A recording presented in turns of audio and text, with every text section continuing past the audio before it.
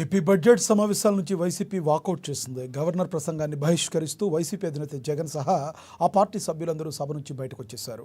అనంతరం జగన్ తన వాహనంలో అక్కడి నుంచి వెళ్లిపోయారు. వైసీపీకి ప్రతిపక్ష హోదా ఇవ్వాలని సభలో నినదించామని వైసీపీ ఎమ్మెల్సీ బొత్స సత్యనారాయణ చెప్పారు. సభలో ఉన్నది రెండే పక్షాలని, ఒకటి అధికార పక్షమైన కూటమి, రెండోది ప్రతిపక్షమని చెప్పుకొచ్చారు. ప్రజల గొంతుకును సభలో వినిపించేది ప్రతిపక్షమేనని, ప్రజాస్వామ్యంలో ప్రతిపక్షానికి ఎంతో విలువ ఉంటుందని, అందుకే తమకు ప్రతిపక్ష హోదా ఇవ్వాల్సిందేనని ఆయన డిమాండ్ చేస్తున్నామని అన్నారు.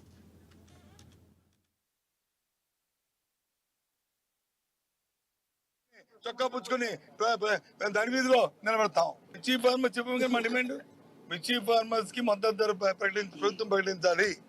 ఆ మద్దతు ధరకి ప్రభుత్వమే కొనుగోలు చేయాలి. మార్కెట్ ఇంటర్వెన్షన్ జరగాలి. కేంద్రం ఎప్పుడో ఇస్తుందని ఎదురు చూడడం కాదు. అంతవరకు రైతులు వచ్చి ఉండలేరు. రైతులు ఆత్మహత్యలు చేసుకుంటున్నారు, ఇబ్బందులు పడుతున్నారు. దయచేసి ప్రభుత్వం ఆలోచన చేయాలి అనేది మా డిమాండ్. మేమేం చేయాలో మాకు తెలుసు. ఏబిఎన్ మాకు చెప్పక్కర్లే. మాకు ఏం చేయాలో మాకు తెలుసు. మాకు ప్రజల తరపున ఏ విధంగా మా గొంతు వినిపించాలో మాకు తెలుసు. ప్రజల తరపున ఏ విధంగా మాట్లాడాలో మాకు తెలుసు. ఈ రోజు రాష్ట్రంలో అనేక సమస్యలు తాండవిస్తున్నటువంటి పరిస్థితి కనపడుతుంది. ఈ రాష్ట్రంలో పరిపాలన గాలికి వదిలేసినటువంటి ప్రభుత్వం ప్రతిపక్ష హోదాని ఏ విధంగా ఎగ్గొట్టాలనేటటువంటి ప్రయత్నం తప్ప ప్రజల పక్షాన గొంతు వినిపించేటటువంటి ప్రతిపక్షాన్ని గుర్తించింది కారణం ఏంటి ఒక్కసారి గమనించండి.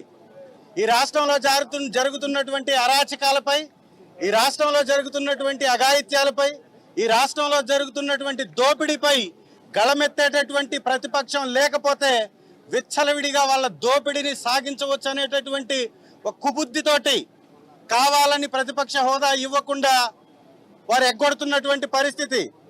ఇవాళ గవర్నర్ గారి ప్రసంగంలో వారిని స్పందించవలసిందిగా కోరాం. ఇవాళ గవర్నర్ గారు స్పందించకపోవడానికి కారణం ఏంటి? ప్రతిపక్షము అంటే ప్రజాస్వామ్యంలో భాగస్వామి కాదా? ప్రతిపక్షం లేకుండా ప్రజాస్వామ్యానికి విలువ ఉంటుందా?